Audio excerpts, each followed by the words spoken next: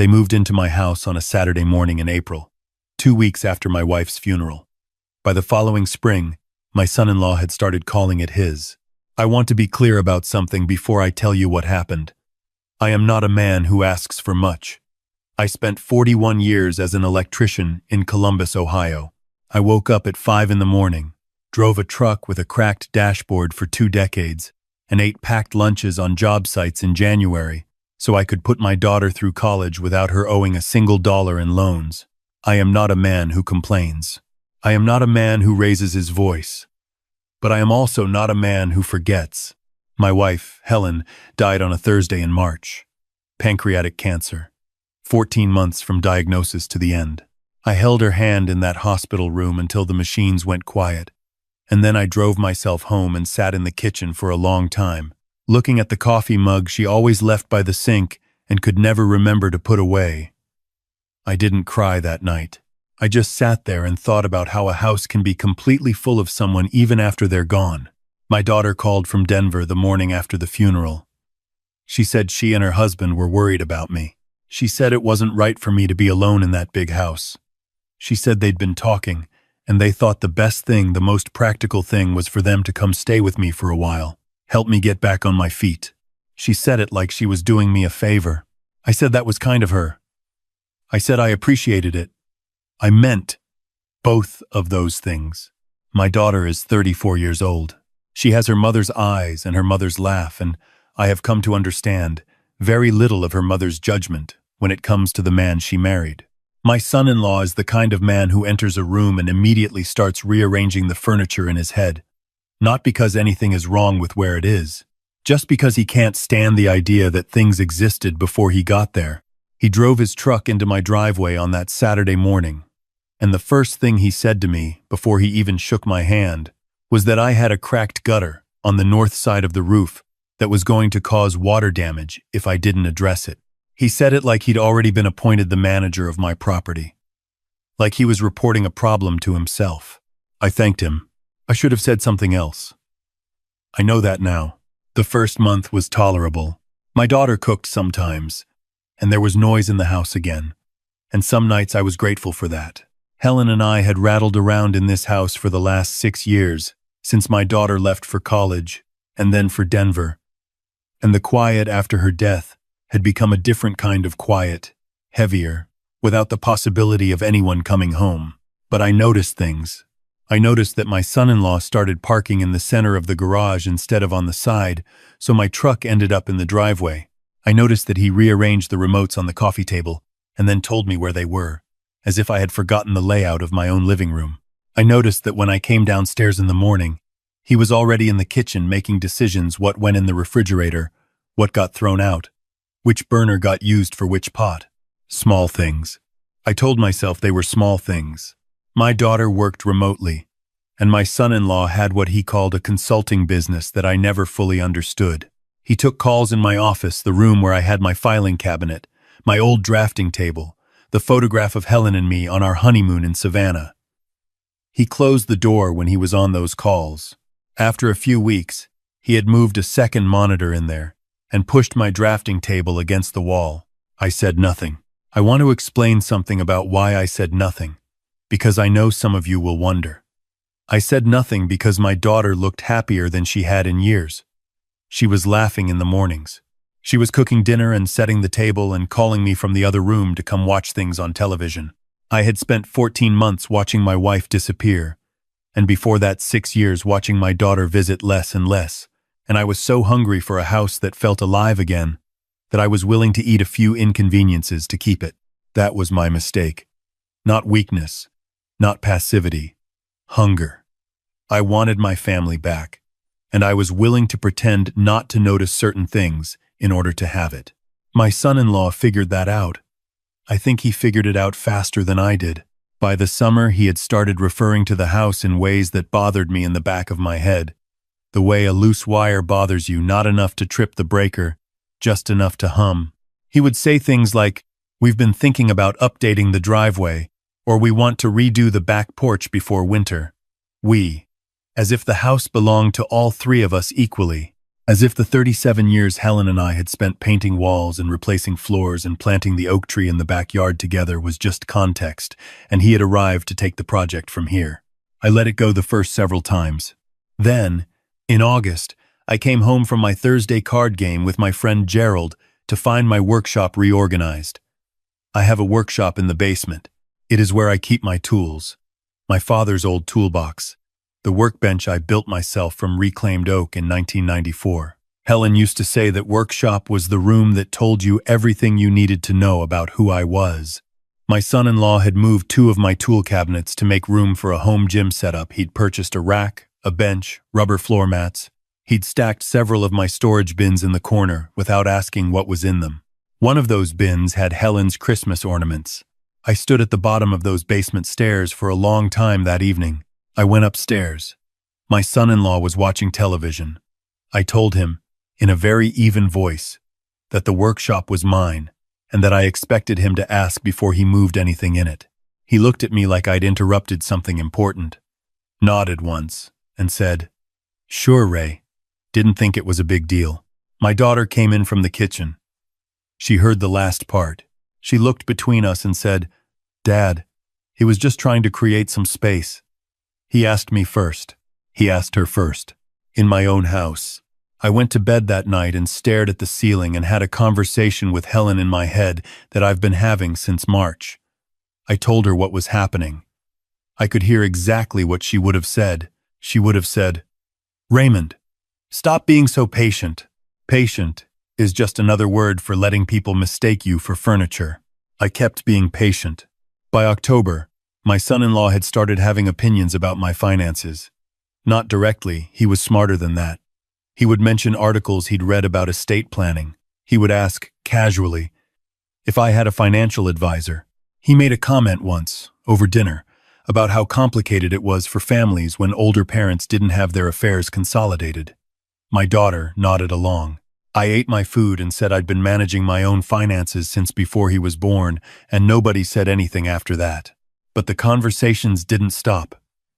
They just moved out of earshot. I am a light sleeper. Helen used to say I could hear a leaf thinking about falling off a tree. One night in November, I woke up at 2 in the morning and heard voices in the kitchen. I did not get up. I lay in bed and listened through the floor, the way the house carries sound when it's cold outside and everything is still. I heard my son-in-law say my name. I heard him say the word, capacity. I heard him say the phrase, while he's still cooperative. I heard my daughter say something I couldn't make out, and then I heard him say, clearly, that the house was worth more than I understood, and that the longer they waited, the more complicated it would get. I lay in that bed, in the dark, in the house I had bought at 31 years old with Helen's hand in mine at the closing table, and I felt something I hadn't felt in a long time. I wasn't angry. Anger is hot, and what I felt was cold. Clear, like a circuit that has been quietly overloaded for a long time and finally knows exactly where the fault is. I did not go downstairs. I did not confront them that night or the next morning or the morning after that. I let them eat breakfast in my kitchen and make their plans in my office and rearrange the furniture in their heads. I let them think that what they saw, a quiet, grieving old man eating cereal at a kitchen table, was all there was to me. I called my attorney on a Tuesday afternoon. His name is William, and he has been handling my legal affairs for 22 years. I drove to his office myself, parked my truck in the lot, walked in and sat down and told him everything. He listened without interrupting, which is what I've always liked about William. When I finished, he leaned back in his chair and looked at me for a moment and said, "Raymond, how long have you been sitting on this?" I said, "Long enough." He said, "What do you want to do?" I told him exactly what I wanted to do. William updated my will the same week. My daughter remained in it, as she always had. My son-in-law did not. He was not in it before, but there had been a provision, a generous one, that Helen and I had included that would have extended to a spouse. That provision was removed. I also spoke with William about my deed, my bank accounts, and a power of attorney document that I had only recently realized I had never actually established with anyone. We corrected that. We established it with Gerald, my friend of 30 years, who met me for coffee that Wednesday and agreed to the responsibility without asking me a single question about whether he thought it was necessary. Then I came home and made dinner. My son-in-law came in from the garage at 6 o'clock and said something about the house needing a new water heater before winter. He said we should probably budget for that. He poured himself a glass of water from my refrigerator and leaned against my counter like a man who had been leaning against that counter his whole life. I said, "I'll take care of it." He said, "Ray, at some point it might make more sense for us to." I said, "I'll take care of it." He looked at me, and something moved across his face, a small recalibration, a flicker of something he quickly put away. He nodded and took his water into the living room. My daughter came downstairs for dinner. She asked how my day was. I said it was good. I passed her the bread. We ate together at the table where Helen and I had eaten 10,000 meals. And I looked at my daughter, her mother's eyes, her mother's laugh, and I felt something complicated and sad and clear all at the same time. I loved her. That part was never in question. But love without limits is not kindness. Helen taught me that. Actually, she used to say that the most loving thing you could sometimes do for someone was refuse to participate in their mistakes. She was talking about my daughter at the time. Actually, different context, same principle. The eviction notice was served on a Friday morning in December. William had prepared a formal 30-day notice to vacate, citing the specific terms under which they had entered the property as temporary guests. With no lease, no tenancy agreement, and no legal claim to residency, he served it through a process server, which meant it came to the door officially, in an envelope. While I was sitting in the kitchen with my coffee, I heard my son-in-law's voice first, loud, confused, then angry, then loud again. I did not go to the door. My daughter came into the kitchen. She was holding the papers and her face was doing several things at once. She said, "Dad, what is this?" I said, "It's what it says it is." She said, You're evicting us?" I said, "I'm asking you to make other arrangements. You have 30 days. That's more than enough time." She sat down across from me. She looked like she was trying to figure out who I was, which told me she hadn't been paying close attention. She said, "Dad, we moved here to help you. We gave up our place in Denver." I said, "You gave up a rental lease to move into a mortgage-free house that you intended to eventually control. I know that. I should have said something sooner. I didn't, and that's on me." She was quiet for a moment. I said, "I love you. I want a relationship with you, but not under the same roof as a man who stands in my kitchen at 2 in the morning discussing my capacity and my property like I'm a problem he's solving." She opened her mouth and closed it. My son-in-law appeared in the doorway then. He was holding the papers and he was not quiet and he was not composed. He told me I had made a serious mistake. He told me I was confused and grieving and acting irrationally. He used the word capacity again, which I thought was interesting, given what I had overheard. He said he was going to talk to his own attorney. I said, "That's your right." He said, "You really think you can do this?" I looked at him for a long moment. I looked at him the way I used to look at a circuit diagram when I was trying to understand where the problem started. Clear, patient, thorough.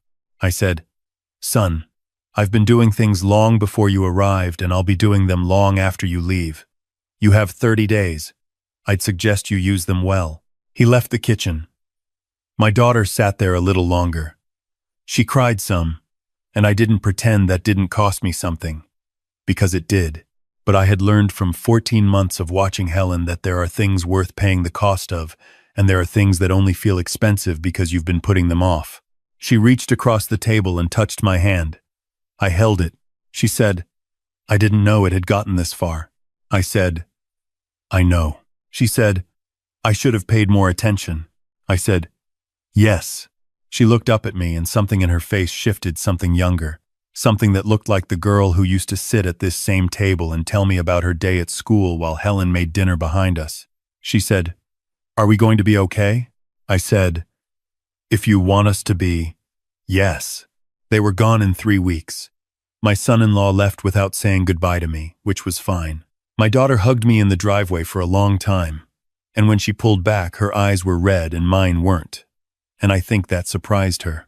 She called me from Denver 2 weeks later. We talked for 40 minutes. It was the best conversation we'd had in years. Maybe because there was finally nothing between us, no arrangement, no pretense, no man in the background recalculating the square footage of someone else's life.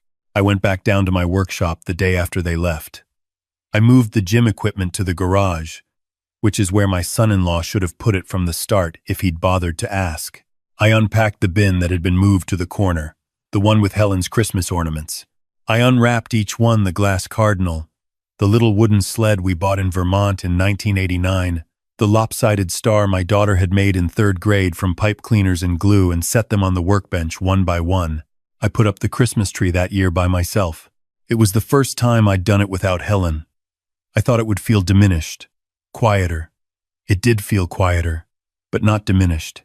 There's a difference, I've learned, between quiet that comes from emptiness and quiet that comes from clarity. My house was full of the second kind that December, the quiet of a man who knows exactly where everything is, who it belongs to, and what it means. I stood in my living room with the tree lit and a cup of coffee, and I thought about something Helen used to say when she was gardening. She had a row of rose bushes along the back fence that she tended every year, and she was ruthless about it, more ruthless than you'd expect from a woman that gentle. She cut them back hard every fall, more than seemed right, more than I always thought was necessary. I used to stand at the window watching her and think she was being too severe. Every spring, those roses came back bigger and more alive than the year before. She told me once that the roses didn't suffer from the pruning. The roses required it.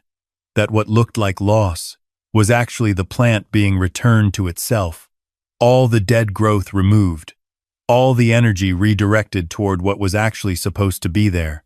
I understood it intellectually when she said it. I understand it in my bones now. My house is mine. My workshop is mine. The coffee mug is still by the sink, because I leave it there on purpose now, not from forgetfulness but from choice. Some things you keep because they were someone else's, and keeping them is how you keep the person. Some things you let go of because they were never yours to hold. My son-in-law thought I was a man in decline. He saw a widower at a kitchen table eating cereal and thought he was looking at an ending. He wasn't paying attention. The quietest men are sometimes just the ones who have learned not to broadcast their intentions. We don't need to. We have time. We have deeds. We have attorneys named William, who pick up the phone on the second ring. And we have 30 years of knowing exactly which wires to touch and which ones to leave alone. If you have found yourself in something like this, if there is someone in your life who has been slowly rearranging your furniture, in the literal or the figurative sense, I want you to hear me clearly. Document everything. Call someone you trust. Know your legal rights regarding your own property, because they are extensive and they are yours. Do not let shame or love or loneliness convince you to stay silent past the point where silence stops being grace and starts being surrender. You are not too old. You are not too tired. You are not obligated to be anyone's stepping stone, just because you happen to be the quietest person in the room. The quietest person in the room is often just the one who has already decided what they're going to do.